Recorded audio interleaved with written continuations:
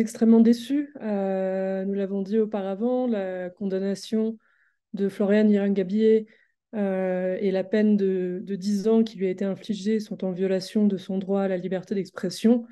Nous espérions que la Cour d'appel pourrait voir les manquements qu'il y a eu dans cette procédure, notamment le fait que le procureur n'a pas présenté de preuves tangibles d'un crime, mais aussi que son droit à une procédure régulière n'a pas été respecté. Elle a été détenue pendant plusieurs mois sans qu'aucun chef d'inculpation ne soit retenu contre elle.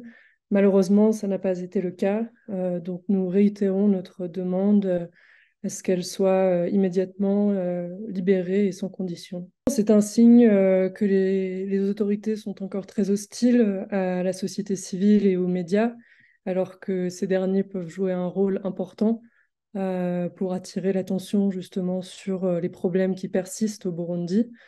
Par ailleurs, ça peut aussi entraver les relations entre le gouvernement et ses partenaires internationaux et ses bailleurs de fonds, comme l'Union européenne et les États-Unis, à qui d'ailleurs nous demandons de faire appel à sa libération immédiate et sans condition, et puis de dénoncer de manière claire leurs demandes et leurs attentes en matière de droits de l'homme, et notamment pour améliorer le respect des droits de la société civile et des médias au Burundi. Les journalistes et les défenseurs des droits de l'homme ont un rôle important à jouer dans la société.